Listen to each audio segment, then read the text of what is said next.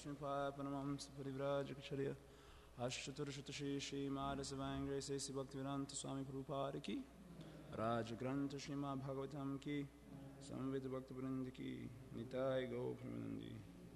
All glories to the glories. All glories to Shri Guru and Gauranga. O Namo Bhagavate Vasudevaya.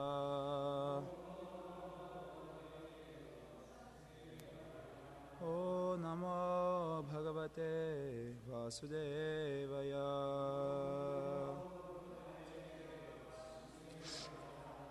O Namo Bhagavate Vasudevaya.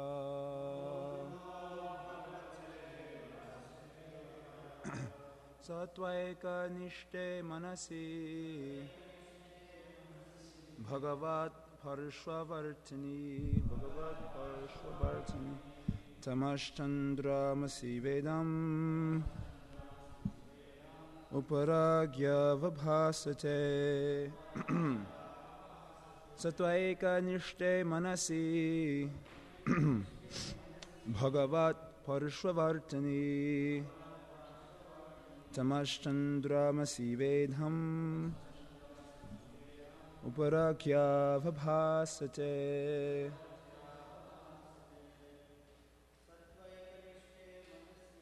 Satvaika Nishte Manasi Bhagavat Parshvartini Tamashchandra Masivedham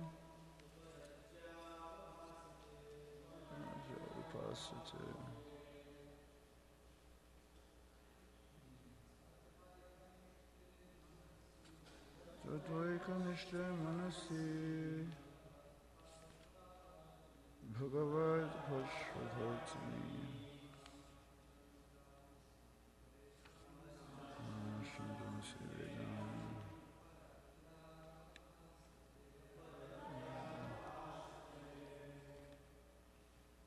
Mothers, anyone? Satvaika Nishte Manasi Bhagavat Parshvartini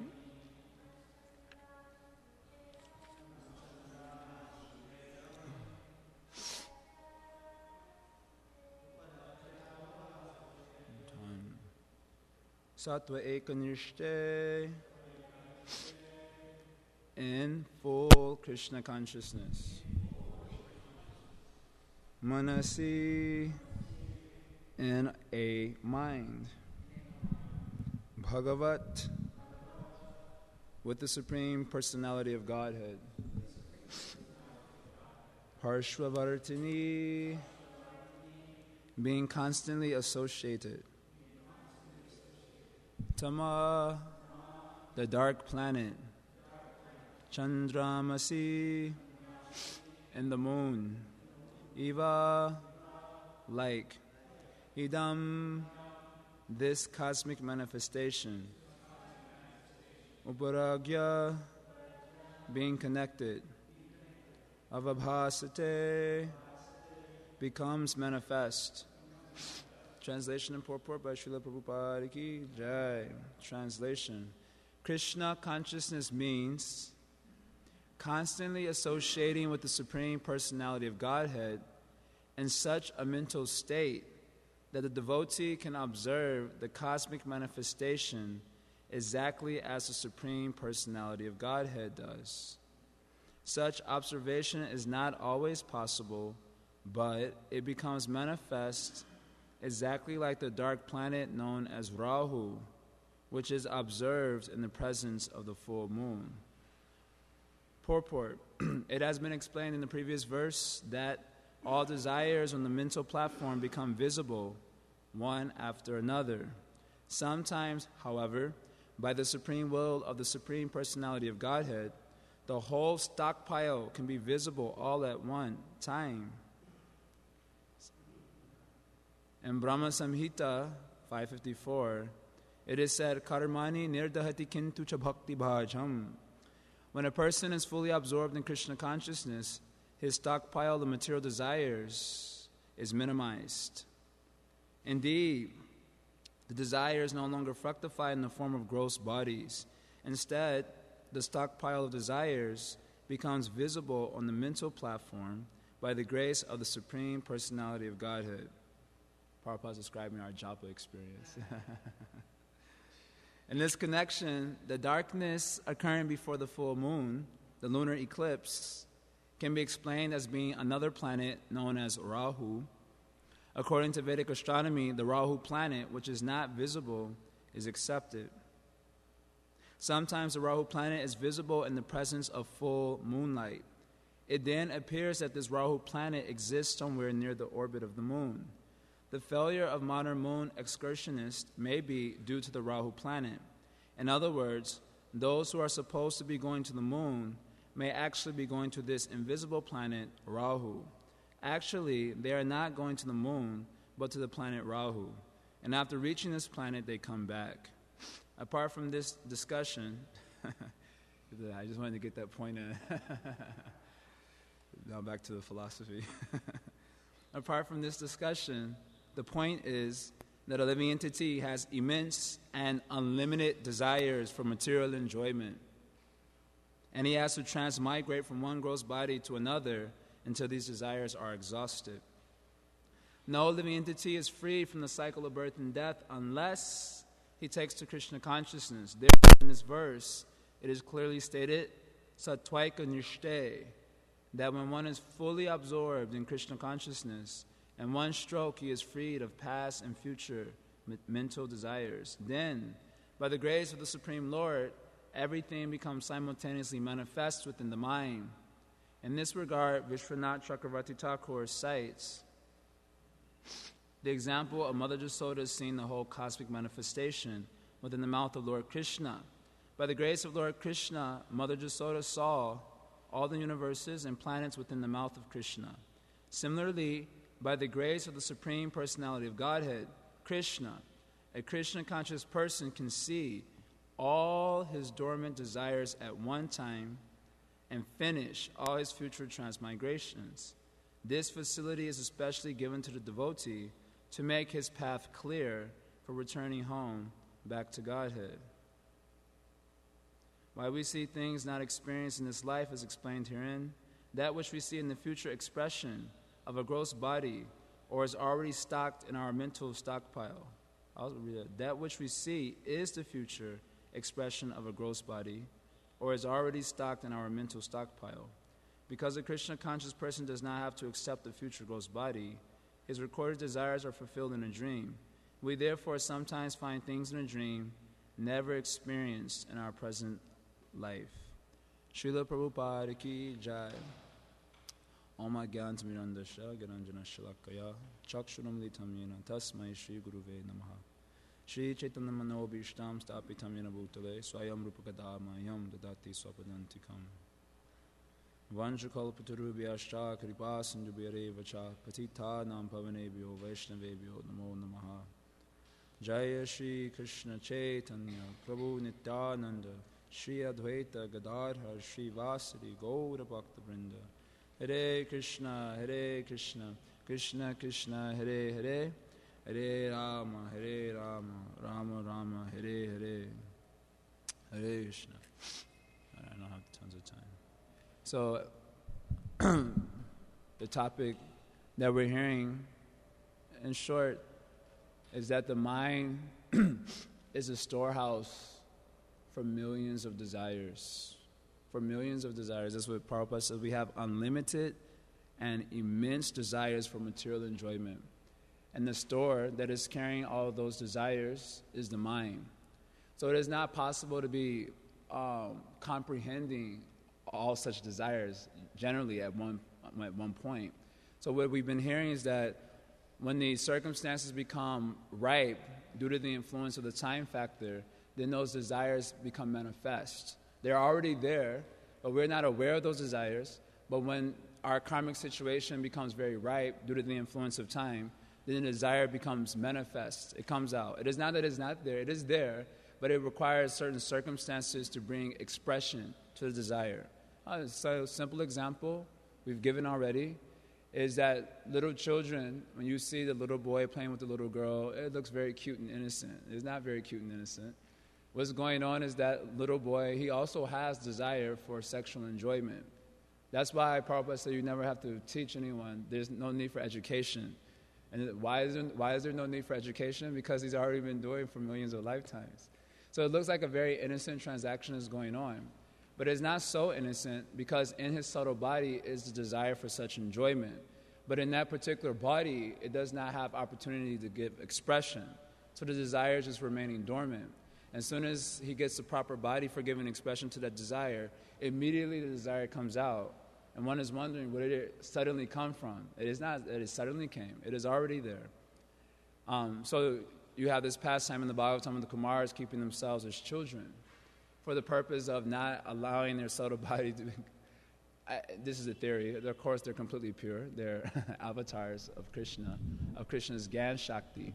But as the lesson goes, they kept themselves as little boys because in that way, those subtle desires will never have an opportunity to manifest themselves. So this is the idea.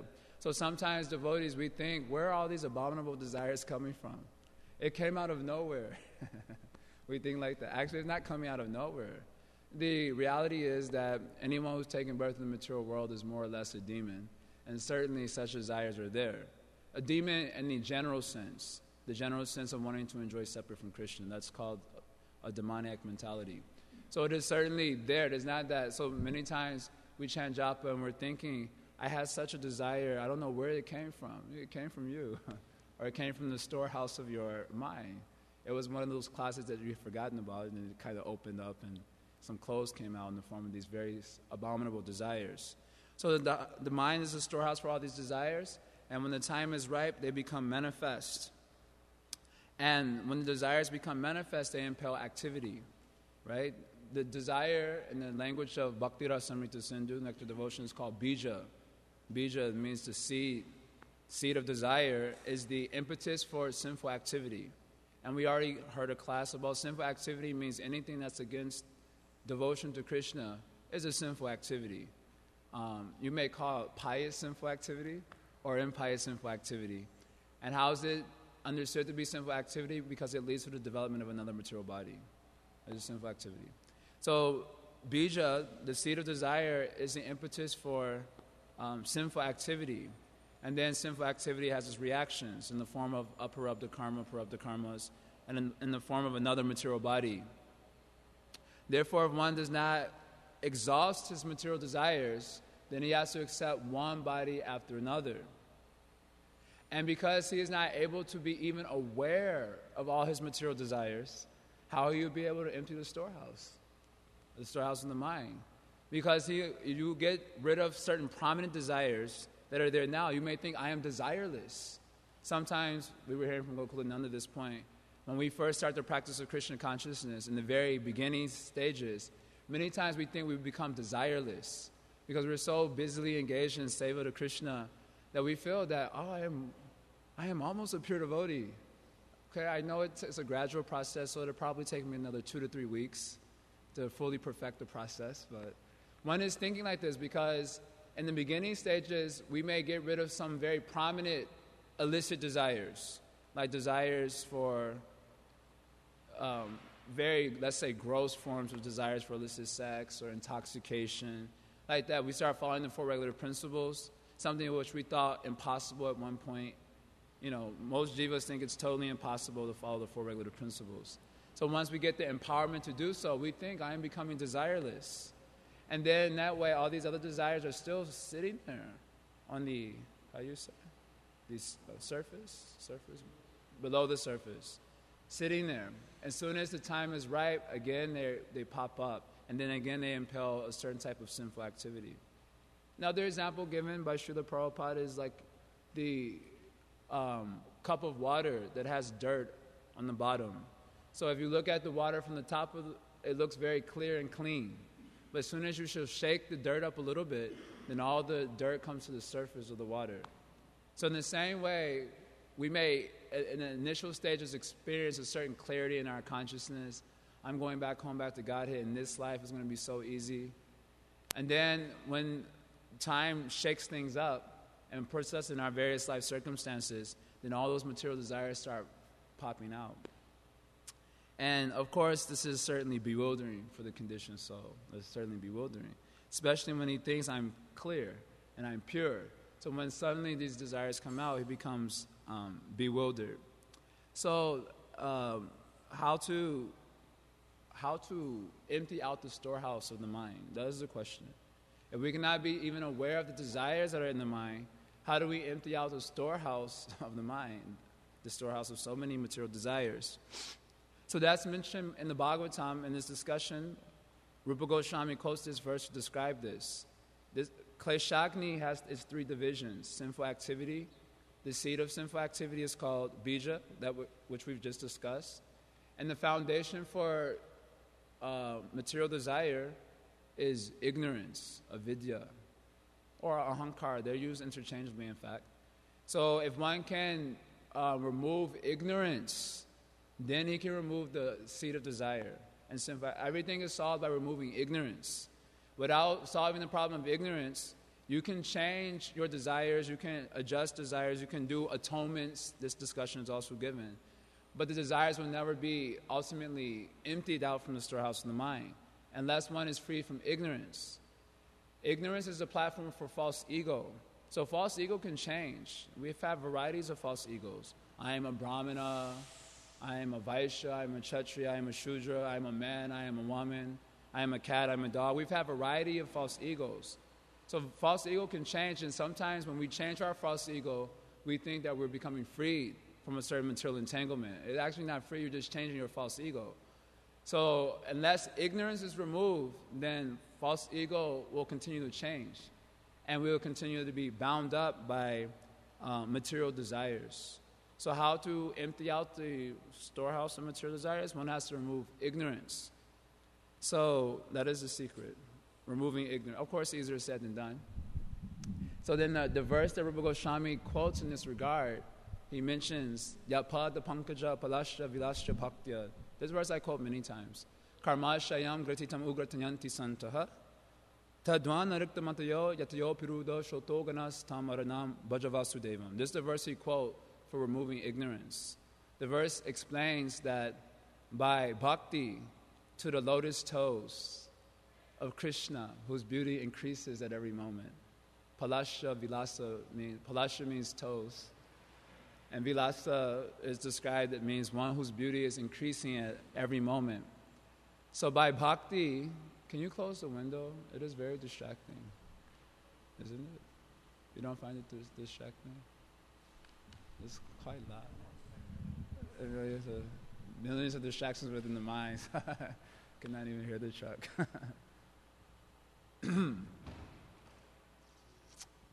Yapada pankaja palasya vilasya bhakta. By bhakti to the lotus toes of Krishna, whose beauty increases at every moment.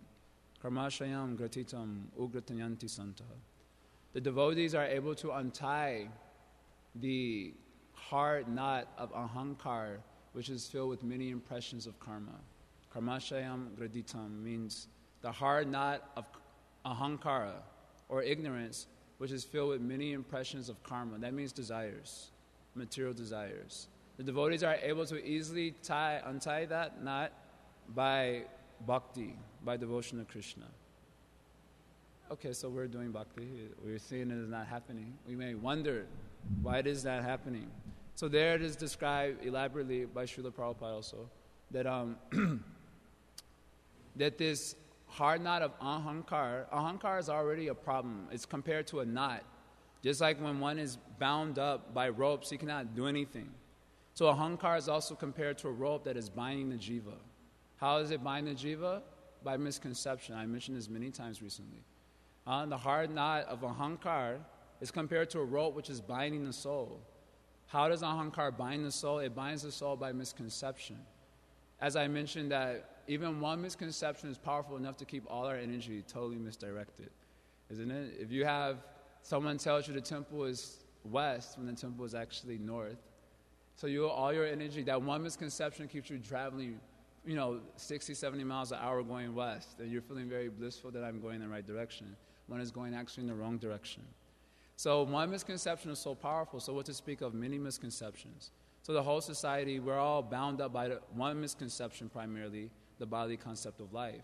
And all our energy is misdirected by that. We're building a whole fancy society on this one misconception.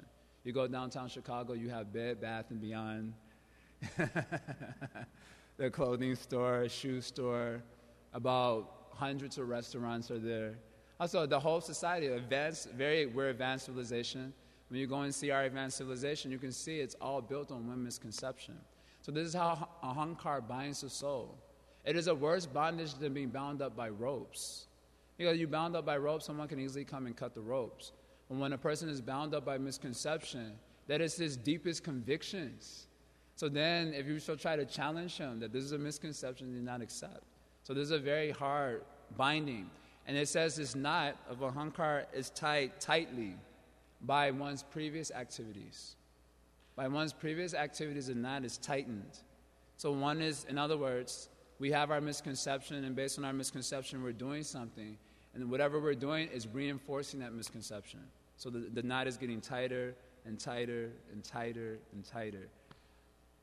It's kind of tangential, but anyway, I remember seeing on the television one time that one of the ways they used to torture people is they would put their body in a machine, and they would turn the machine, and it will pull their limbs, gradually pull them. It's you can kind of picture that. Maybe you don't want to picture that. It's a little bit heavy. But there's one torture technique they used to use. Apparently, they probably still use it as a demonic society, but they would bind their limbs to ropes on each of the limbs, and they would have a string that will pull the ropes, and it will pull their limbs until, they pull their limbs out of their body. It's a very cruel way. So this is how ahankar is actually working. That it's making for every activity we're performing, the knot is getting tighter and tighter and tighter and tighter and tighter. And so one is so tight that one cannot hear anything. The devotee comes and tries to speak to him, and he has so many arguments. He cannot hear anything because it's tied so tightly that he cannot hear, he cannot chant, he cannot do any bhakti. This is a problem. He won't do any devotional service. It's tied so tightly. So karmashayam gratitam means this hard knot of ahankar, which is tied tightly by our fruitive activities. Karma bandhanaha, the bondage of work. It's a very vicious cycle. By ignorance, I'm doing something foolish, and that foolish activity is reinforcing ignorance. And it's a very vicious cycle. And one goes, sometimes in the mode of goodness, passion, ignorance. So this is a very heavy situation for the conditioned soul. So it is said by bhakti, one can untie this knot. By bhakti progressing from sadhana to perfection of the sadhana, sadhya bhakti. By sadhana to the goal of sadhana. By that progress, and the same thing is mentioned here, it is being mentioned, swaitvaika nishte, by becoming fully Krishna conscious. Fully Krishna conscious means fully Krishna consciousness doesn't happen overnight to our dismay, and at least for some of us. It may be a sound of disappointment that it does not happen overnight. The jiva oftentimes is so impatient, he is not able to tolerate his insufficiencies in Krishna. He's not able to tolerate the fact that he is fallen. So he becomes impatient, and he wants to leave Krishna consciousness. To become fully Krishna conscious, what is that? Satvaika nishte is a step-by-step program. It begins with a little bit of faith. I don't have time to describe all the stages, but we've been hearing Prabhupada every morning. Whenever he discusses this, he makes sure to give a discussion on each of the stages. I don't have time to do that right now, but we know the general. Sadhana has 7 stages to it. 7 stages. Sadhana means progressing through 7 stages. First of all, there's some initial faith that by serving Krishna, all perfection can be achieved. Some initial faith. And that faith is nourished in the second stage, which is called sadhu sangha, associating with devotees. As one continues to associate more heartily with devotees, satam prasangam. Satam prasangam means hearty association, intimate association. Then one becomes strengthened in his practice of Krishna consciousness. That's called bhajana kriya. And with the strength of his practice in Krishna consciousness, all unwanted qualities are evaporated. That's the fourth stage. It's called the Narcha Nivritti. And the fifth stage, when Nasha Prayeshu Abhijayeshu, when most of the anarthas are eradicated. Nasha Prayeshu means almost all of them, not all of them, almost all of the anarthas are eradicated. One becomes fixed in devotional service. And then when one is fixed, he can start to develop a taste. Sometimes we're trying to jump to the platform of taste without becoming fixed. By being fixed, one can develop taste in Krishna consciousness. And then when one gets taste, then one becomes attached to Krishna. These 7 stages are called sadhana bhakti. And when sadhana is performed with attachment to Krishna, then bhava bhakti can come. Bhava bhakti comes after attachment to Krishna. So we should not think we can jump to that without coming through the stages. There's a course. Pure devotional service means the course of pure devotional training. That's what it is. Sadhana means the course of pure devotional training. So just like if you have to go to school, you have to go through the class, you got to do the course. And then you can get the diploma. So devotional service means the course of pure devotional training. It's called sadhana bhakti. So by bhakti to the lotus toes of Krishna, whose beauty increases at every moment, means by progressing through the different stages of sadhana to the perfectional stage, beginning with bhav bhakti. Then at that stage, all ignorance is removed. The knot of ahankara is untied. Then one becomes blissful. Those who are not doing bhakti to Krishna, the karmis, the gyanis, the yogis, then they are not able to overcome this hard knot. It's mentioned because their minds are not fixed on any object of devotion to Krishna. Because they are without a relationship with Krishna, without a relationship with devotees. Tadana rikta matayo. They are without that relationship of devotional service to Krishna. Then they cannot overcome the waves of desires. Shrotogana means these waves keep coming in. Have you ever seen the waves just like stop for a second? Sometimes they're small, sometimes they're big, sometimes they're really big. But they're always there, they're always flowing. So these desires are always flowing in so long as one is in ignorance. They're always coming, and you cannot stop also. So those who are without this relationship with devotional service, those who do not want to go the course of pure devotional training, then these desires keep flooding into the mind. And the jiva becomes overwhelmed after some time. Just like if you stay in the water, some of us I have this experience. As a child, if you stay in the water, the waves actually pull you deeper into the ocean, especially ocean waves. It's very dangerous for little children to be without supervision because each wave will actually pull them deeper into the ocean. It doesn't look like that at first. It just looks like the wave is just hitting them, nothing's happening. What's actually happening is the wave is actually pulling them deeper into the ocean. And sometimes children find themselves drowning because the waves pull them deep. So in the same way, one tries to not do devotional service. He tries to avoid chanting, avoid the association of devotees. Then these waves of desires keep pounding him. And they gradually pull him deeper and deeper into samsara, into the association with Maya. So one should do bhakti. That's the point. Now, even though it is like poison in the beginning, one should do bhakti. So then it's mentioning a facility of bhakti. Krishna actually is here being compared to a moon. Braja Chandra means, Krishna is compared to a moon many times. He comes from the moon dynasty also. Coincidentally, he's compared to the moon. And Krishna's energy is compared to the moon rays. Moon rays. It is understood in the Bhagavatam that the moon also has fire. Otherwise, how can there be illumination?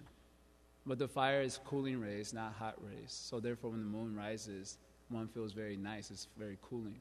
So Krishna is compared to a moon, and his energy, bhakti, is compared to the moon rays. So one who takes shelter of bhakti, so it's being mentioned a particular facility that's given to such a devotee. What is that particular facility? The word in the verse is tamash. Tamash means Rahu planet. It's being translated as the Rahu planet. The Rahu planet is a dark planet that you cannot ordinarily see. Prabhupada gives a sidebar discussion that the astronauts, whatever they're attaining, what they're calling the moon, is not actually the moon, it's the Rahu planet. So the Rahu planet is a dark planet, you can actually see it. But when the Rahu planet comes in front of the moon, then the moon rays illumines the Rahu planet, and that's what we call as a lunar eclipse. So what is it? It's an analogy. What it's comparing it to is that by taking shelter of the process of bhakti, all these material desires are like the Rahu planet. We cannot see them. They're invisible. But if we take shelter of Krishna, then Krishna's moon rays, means bhakti, shines light on the situation. He says this facility is given particularly to a devotee. See all the material desires you have? That's why during japa we look like that many times.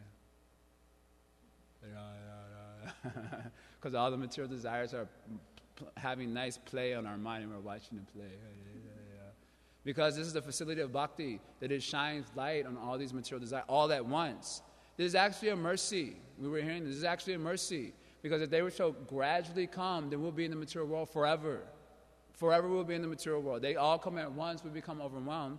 So this is an interesting point. Prabhupada says here, this is an interesting point. This facility is specially given to a devotee to make his path clear for returning home back to Godhead. That statement seems a little confusing. When I first read it, if all your material desires shall come before you, how is the path clear back home, back to Godhead? Prabhupada said, this facility is given to make the path clear. How is it clear? I got bewildered when I read this. I said, maybe this is a typo. Let me check out another Bhagavatam translation. This is an interesting point. This facility is given to a devotee to make his path clear, back home, back to Godhead. So anyway, only thing I got from my meditation is to make it clear that I have to surrender to Krishna. Just like the devotee in Ishopanishad is praying to Krishna. He says, my dear Krishna, you please remember all that I have done. Now, it sounds like a fruit of desire. You please remember all that I've done for you, okay? So that at the time of death, you'll take me back home, back to Godhead. But as Srila Prabhupada is beautifully described in the purport, I've mentioned this point many times because it's one of my favorite purports of Ishopanishad. The devotee is actually afraid. He's actually praying this way in a mood of dependence. He's saying, because my mind is such a rascal that at the time of death, I may think of something uncongenial. And that way I will not be able to remember you. I'll become so much absorbed in these types of uncongenial vibrations that again I'll take another material body. Therefore, my dear Lord, this is my precarious situation. I will not be able to think of you at the time of death. Therefore, you please remember me. So this facility of bhakti, sometimes, it's not that all the time it is like this. This is another point that should be marked. Not that all the time we are aware of this, but sometimes we get aware of all the types of desires that are actually in our heart. Lodged into the heart like a thorn in the foot. Sometimes we get facility to see what that is. Why? To help deepen our spirit of dependence on Krishna. Because when we're not aware of that, then we try to enjoy the material world very confidently. When we shall become aware of that, we become usually the feeling that comes in the devotee's mind is depression. Usually this feeling comes. He becomes overwhelmed by how fallen he is. This can be a good facility if one shall understand that this facility has been offered to help us surrender to Krishna. And that actual spirit of surrendering to Krishna, which is a spirit of helplessness, the necessity of taking full shelter of Krishna. Otherwise, in other words, we have no other recourse than to take shelter of Krishna. But if we shall not be aware of the various material desires, then we always concoct things. The material desires work in conjunction with the mind to come up with very colorful concoctions, which causes us to continue to pursue the material world, birth after birth after birth. So by this facility, we can see how overwhelming and how fallen we are. Then we can actually gain insight that there actually is no other recourse than to take shelter of Krishna fully. And I would venture to say in the Kali Yuga, taking shelter of Krishna means taking shelter of chanting the holy names of Krishna without offense. Not just chanting, but chanting without offense. This is the facility of being aware of how fallen we are. This is a facility. Otherwise, there's no other recourse. There's no other recourse. We may be thinking, Krishna, this is too difficult thing. I don't like this bhakti process. Before I was doing bhakti, I was okay. Now since I'm doing bhakti, everything is falling apart. One person that we had preached to at Rath Yatra time, they started becoming, they got really favorable. They started chanting, started reading Prabhupada's books.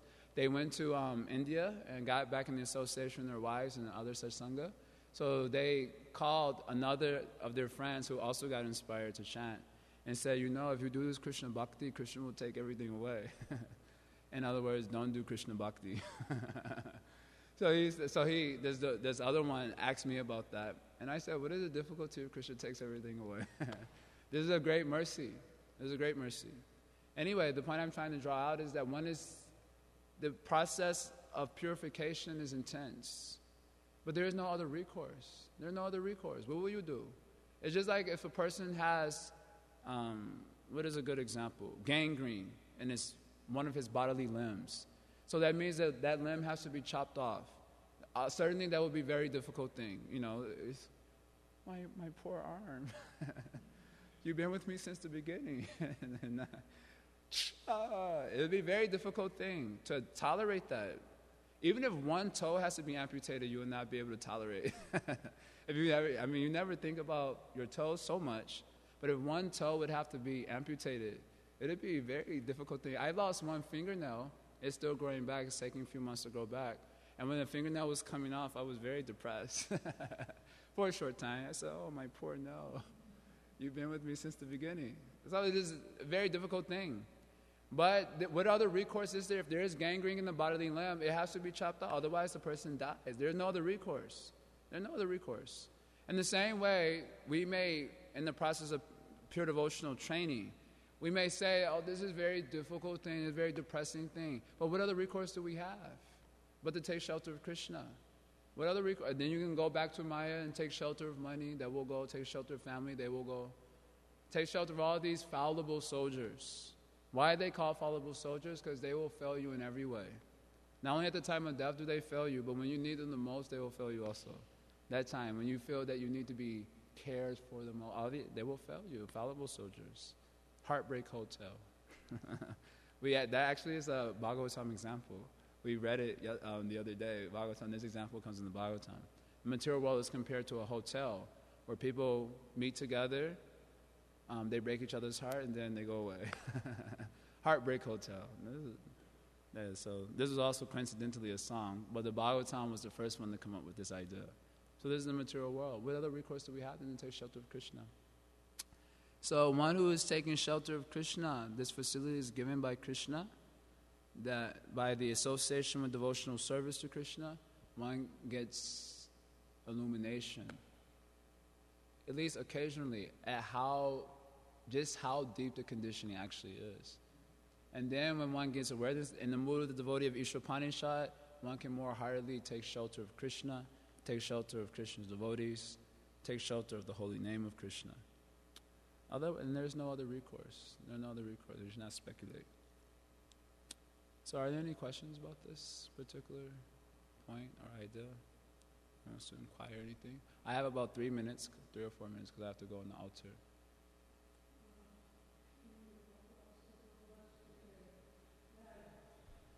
No, it's all right.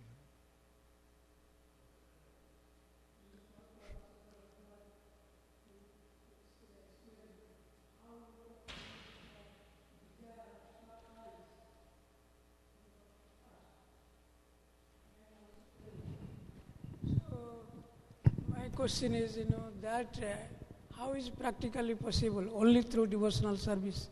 Means only how can we convert how we can become desireless? Yeah. How can we become desireless? Yes, of course, desireless in the Krishna conscious sense means a desire to please Krishna. That is, desirelessness means I have no desire for my own personal gratification, but rather I have the desire for pleasing Krishna. So by starting the Krishna consciousness process, we've got the seed of that desire in the form of Divya Gyan. The Divya Gyan being Krishna's God, you're a servant of Krishna, you should serve Krishna. It's called Divya Gyan. So we have the seed of that desire, but now we have to nourish the seed of that desire. By the process of Shravanam Kirtanam, we know the description in Chaitanya Charitamrita. That desire has to be nourished to kick out all other desires. Otherwise, these other desires suffocate that desire. So we have the seed of desire. Why we come to hear Bhagavatam class? We have no taste for Bhagavatam. So many people sleeping. But why do we keep coming to the Bhagavatam class? Because the seed of the desire is there. The seed of the desire is there, that I know I should please Krishna's senses. I know I should serve Krishna. So because the seed of the desire is there, we're trying to nourish that seed of desire by hearing the Bhagavatam. And when the seed shall be nourished and it fructifies into a huge tree, all the other desires get kicked out. All other desires become kicked out. Just like Srila Prabhupada tells the story of a man who's sitting on the train, and there's a little bit of space left on the seat. So one old man comes over, and he's looking very pathetic, like he needs some mercy, he wants to sit down. You know, sometimes when you have that experience in India, you don't want to look, you don't want to show any mercy. But he was saying the man was looking very pathetic, so he said, okay, I'll scoot over a little bit more and allow you to sit in. So Prabhupada describes, so then the man sat down, and then he called his 3 kids and his big fat Bengali wife. Prabhupada gives his description. And then he got kicked off the seat, you know, because there was no room for him. After the big fat Bengali wife came with the 3 kids, there was no room for him. So this is usually used as a negative example to show that don't give any room for Maya to come in. But actually we can use it in a positive way also, that we should make our desire for Krishna so fat that these other desires get kicked out, you know. Same way, I'm using it in a reverse way. Our desire for Krishna should become so fat that there is no room for other such desires. This is the process of Krishna consciousness. Process, by desire we come into this material world. By desire we're going to get out of the material world. Krishna consciousness means nourishing the desire for pleasing Krishna's senses. So this is what Shravanam Kirtana, if we, after hearing, after study, after chanting Hare Krishna, we are finding our desire to please Krishna is not increasing, then that means we will certainly be suffocated by material desires. They're very fat also, so they will suffocate. So how do we increase? We must hear with attention, particularly the hearing process. Otherwise, there is no question of increasing the spiritual desire. So desireless means spiritual desire for pleasing Krishna's senses. Okay, any other point anyone wants to make? Comment, question, concern? No?